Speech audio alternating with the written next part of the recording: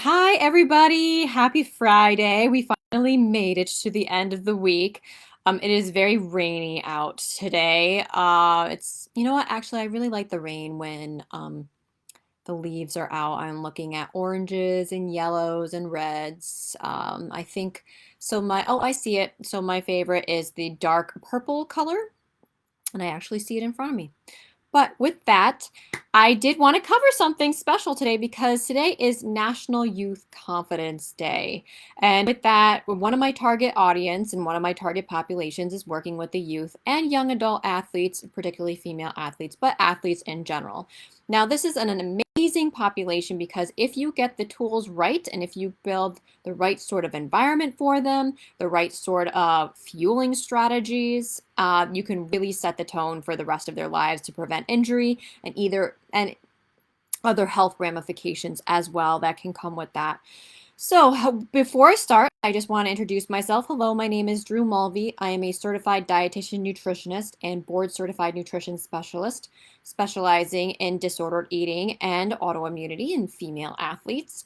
I am a precision nutrition level 1 coach. I am a certified integrative sports nutritionist, which basically can qualify me as an integrative health practitioner based on the modalities that I do use with my athletes.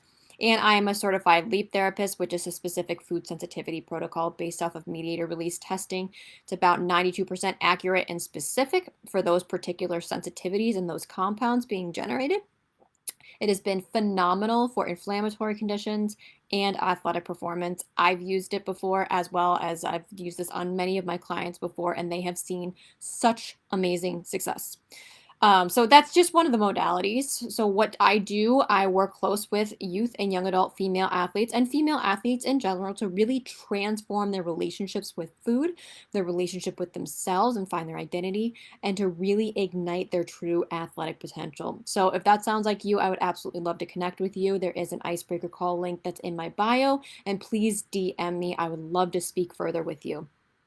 But today, what we're going to be talking about in light of National Youth Confidence Day is how can we build that confidence in the youth and how can we set them up for a life of health and to really live out their best athletic performance. Well, first off, I want to share my story. I was an athlete my whole entire life. You name it, I did it. Soccer, field hockey, basketball, swimming, track, tennis, softball. I absolutely loved sports. And then I finally got really serious about diving. But through that time, I was really never a normal kid growing up. Never really had very much energy. And from what had happened to me when I was younger, I was the kid that was kind of made fun of because I went through the changes a little bit earlier than everybody. And I did have that, what they call, I shouldn't even say that, but I was a little bit overweight, so to speak, when I was younger. And I was made known of that, so to speak. And from that, I battled with a lot of body image issues. I just battled with a lot of different things. And eventually, when I was a serious athlete, it all came crumbling down and I became bulimic when I was 19. And following that, with overtraining, I developed a couple of autoimmune conditions and chronic fatigue, immune dysfunction, on top of several other things. And that was only when I was 20 years old. Most of my 20s, I was battling some sort of disordered eating, and I was definitely battling a bunch of different health issues, particularly GI issues. I had an endometrioma. I had ruptured ovarian cysts. There was always things that needed to be taken care of. And I didn't think that I could live a normal life. So from there, I decided to get my master's in nutrition. And through the program, I really healed from a lot of those different modalities. And I recovered my athletic career back from integrating all of these different tools that I have picked up along the way. So alternative care, proper nutrition, proper hydration. And from that, now I was training for an Ironman 70.3. So there is a possibility that when you get them young and they don't have to go through all of their 20s trying to battle that, it's going to be super, super important. So what I really want to cover first is creating the right environment for the youth athlete in particular. So one of the things that I was reading, this was in a recent study that was done, that those that had been faced with rejection, or I guess that would be made fun of, ridiculed when they were little, it increased inflammatory proteins. And then from that, it put them more at risk for inflammatory issues later on in life. Sounds interesting, right? So from that, it makes sense why I was so sick later on in life. But what we can do to really enhance that confidence in the youth is really changing their lifestyle. So making sure that, how did I want to say this? So really looking at their environment, looking at the people that they're around, and then making a conducive environment where they are in the right sort of place and they are really just walking out in their giftings, because that's going to be super important.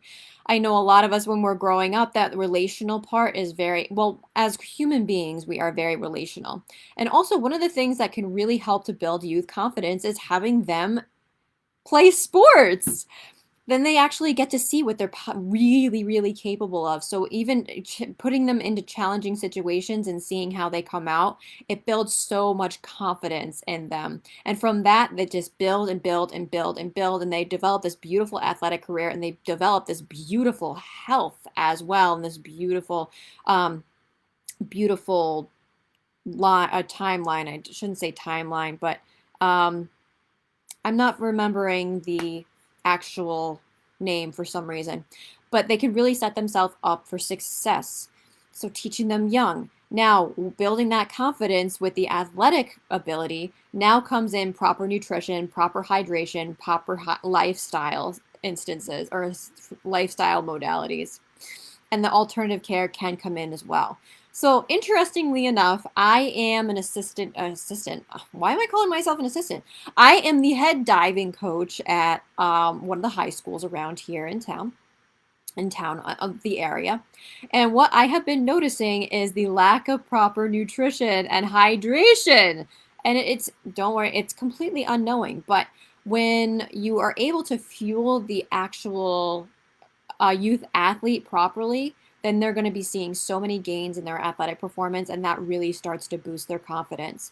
Now, another thing also is the team dynamics, and really integrating something, if you are coaches out there, really integrating that there is an encouraging and supporting environment where we're really rooting each other on, and that you're really building that athlete's character as well, because we don't want them to have to deal with anything later on in life. We're trying to actually build them up to be their healthiest selves so that they actually are able to be, A, reach their athletic potential, and B, that they're healthy throughout their whole entire lifespan. So nutrition is key, hydration is key, and lifestyle is key. So some of the things that I'm going to give you that you can integrate if you are a parent, or if you yourself are a youth or young adult athlete, or even if you are a female athlete, these are some of the modalities that you can incorporate in. So nature, I say nature is very healing. Nature actually helps if you walk barefoot. It's considered grounding or earthing, and it can actually decrease inflammatory proteins in your body and really regulate mood. So I really recommend that a lot, that as that part of that lifestyle. If you're on the cross country team, you're in nature a lot, so you kind of get the benefit of that. But being able to connect with nature actually grounds us and can be very, very soothing to our system. But the lifestyle and parts as well that I was just talking about, creating that supportive and encouraging atmosphere for them, that teaching them to set some boundaries as well, that will be a really big one, so that they know that they find their tribe. That's one of the most important things, is finding their tribe and really supporting and loving each other, because that is actually very good for your system. People in the blue zones even know that. So even as an adult, finding the right people to be around that are going to support you and encourage you and really lift you up is going to be incredibly beneficial for your athletic success and your health, the success of your health and in life. But how about nutrition? All right, so some of the things that I've been seeing is skipping breakfast, not drinking any water during their practices, not hydrating throughout the day, not eating snacks, not eating really too much during the day. And what's happening is that these kids are crashing by the time, I shouldn't say crashing, but they're really lethargic by the time that practice comes around. So what exactly is the proper nutrition routine that could be really beneficial? And this goes for all of us. So each of the main meals should really be composed, it should be a complex meal. So basically, that's a protein, a fat, a carbohydrate, and veggies. Normally, what I do is you can't get those veggies in, adding in a little bit of fruit so that you're getting all those nutrients and you're getting that fiber as well. That really sets you up for the day. And then there's those two snacks that you have as well between lunch and, well, yes, lunch and dinner, but breakfast and lunch, and then lunch and dinner. Now, one of those snacks, the way that it's going to be timed, especially at practices in the afternoon, what I've been seeing, you don't eat anything until lunch, and that might have been their only meal for the day. So, about an hour and a half before practice is going to start, having something with a little bit of protein, a little bit of fat, and a little bit of carbohydrate so that it helps to sustain you. Something like a banana and sunflower butter, a rice cake and sunflower butter, chips and organic corn chips with salsa, excuse me, guacamole. Wow. Third time's a charm, right? Okay, guacamole, or even a peanut butter and jelly sandwich could, or half of a peanut butter and jelly sandwich. And then right before some sort of activity starts, having something that's very simple in carbohydrates. So that would be, I really like to use fruit puree packets. That really just helps to get the carbohydrates to their system quickly so that they're able to really get that energy for practice. Now, length of practice. Typically, the practice is 2 hours. Now, if you are an endurance athlete, after about 60 minutes, so it's about 60 grams of carbohydrates per hour that you are burning through. With that, you're also losing salt. So after that 60 minutes, it's going to be very important to incorporate some sort of electrolytes. Now, depending on how salty of a sweater you are and how much you sweat, it's going to depend on how many milligrams of sodium that you are going to need. I want to say it's going to be roughly between 200 and 500. Sometimes it could even go up to more depending on how much your sweat rate actually is. But adding in a little bit of electrolyte as well as carbohydrates, because you're going to need those 60 grams of carbohydrates for the next hour of practice. So that would be an electrolyte drink with a carbohydrate mix. I know I am not promoting Gatorade. I'm just talking about the principles here, that is a carbohydrate, that is an electrolyte that can really help to fuel you for the rest of your practice. What about drinking water? Well, drinking water, you should have at least 4 to 8 ounces of water, at least a half an hour before you're working out. And then every 15 minutes, drinking on about 4 ounces of water. So that's about 4 gulps of water. That's really going to keep you hydrated, keep your muscles from fatiguing as well. Then after you're working out, so you've already started to replenish some of the carbohydrates, then it's going to be important to have a protein and a carbohydrate and even some sort of a complex meal. If you are going to have dinner afterwards, a complex meal, making sure you have those carbohydrates in there. Usually, if you're an endurance athlete, like 2 to 3 carbohydrates are going to be important. That can be some of your simpler carbs, a mix of simpler carbs like rice, but that can also be beans as well as other grains and fruit. I actually really like fruit as part of the carbohydrates. There can also be other things too. Yes. I You can have some cookies or you can have some what's another fun carb? Well, there's crackers too, but some of the fun carbs that you can incorporate into. Again, you don't have to be 100%, but you want to find like a nice balance between 80 and 20. So that's really important that you're emotionally satisfying your needs and as well as you are physically satisfying your needs too.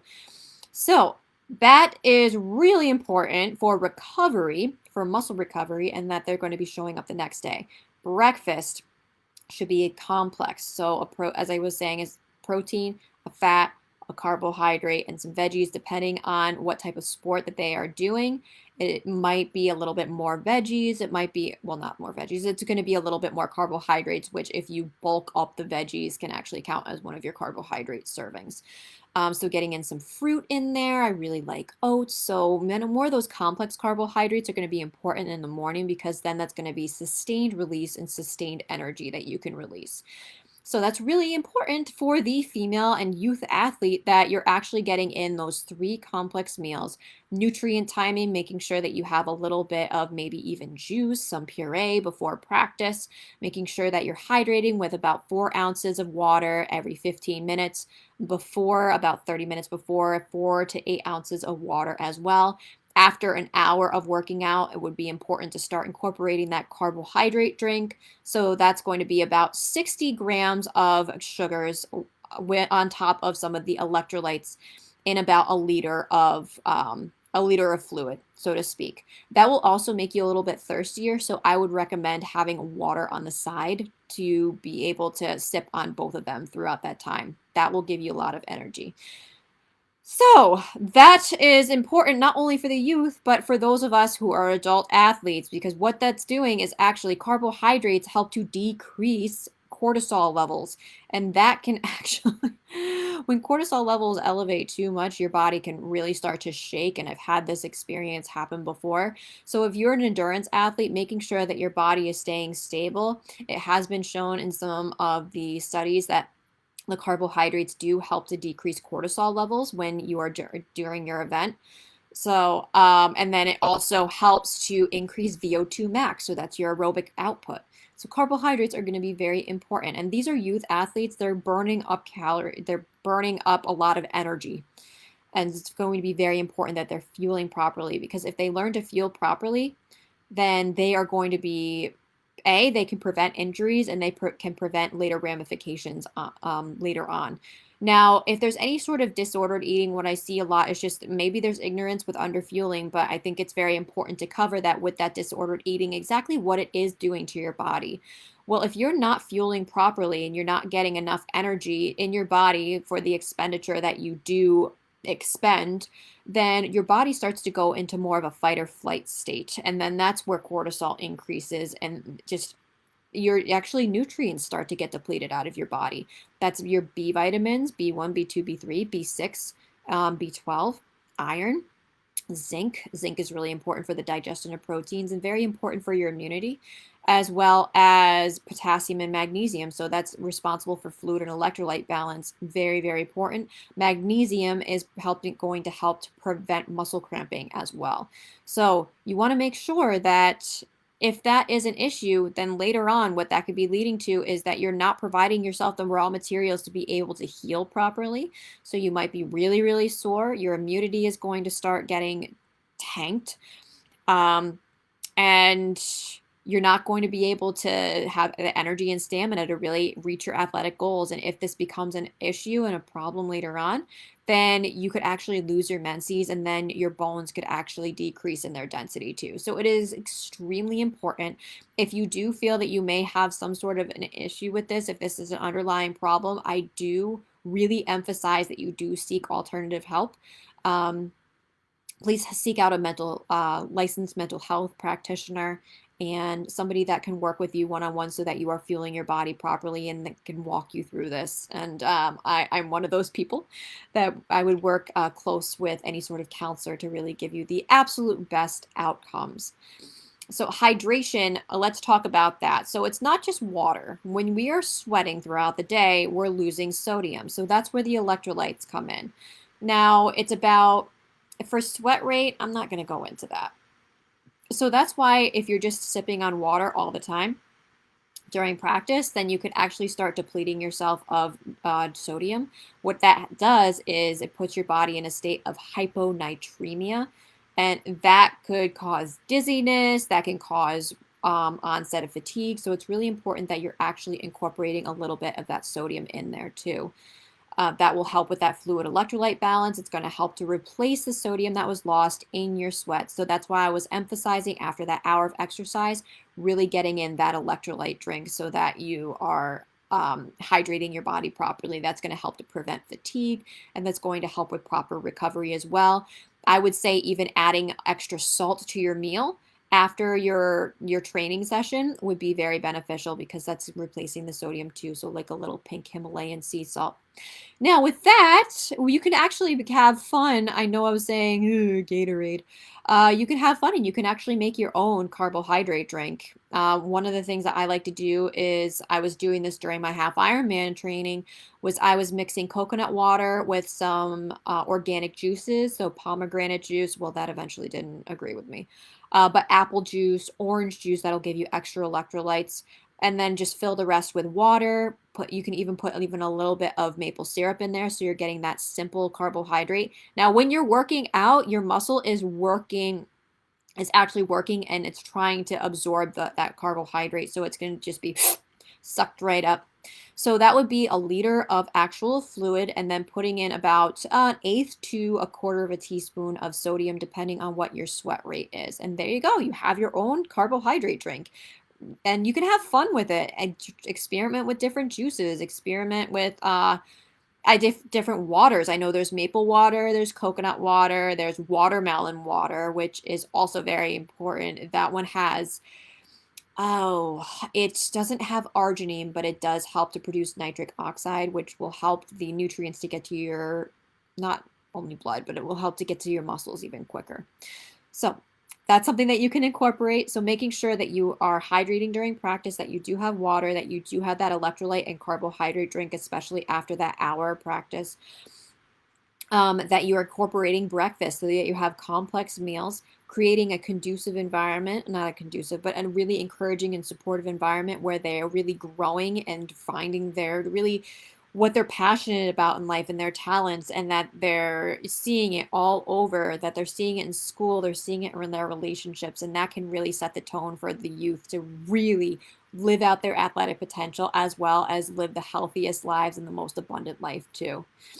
Okay, so with that, I hope that you gained a lot from this today. I think I just pretty much summed everything up. If that sounds like you and you really want to start working together and you really just don't know about if your nutrition is really on par, or you're lacking in energy and stamina, or you really want to reach an athletic goal that might seem impossible, then let's talk. So I work with female athletes, youth, young adults. I work with female athletes to really transform their relationships with food, to transform their relationship with themselves, and to really ignite their true athletic potential. I have several different modalities to do this. We work together to do some meal planning. We work together also to find a healthy balance for you where you're not going too far out in left field, and you're incorporating those emotionally satisfying meals so that you're not only getting the benefit of your physical performance, but you're getting that emotional performance, that emotional satisfaction too. So if that really sounds like you and you really have been just confused about the way that you're eating and you really want to reach an athletic goal, utilizing the power of whole foods, maybe utilizing alternative care modalities, I am your girl and I will get you there. So please sign up for an icebreaker call today. The link is available in my bio, and you can also DM me. All right, everybody, thank you so much for joining me today. And I hope that you all have a wonderful Friday and it's rainy up here. Enjoy the weekend. I know some of you have some half Ironmans this weekend. So whatever event that you're in this weekend, I wish you the best of luck and I hope you have a wonderful one. Take care, everybody. Bye-bye.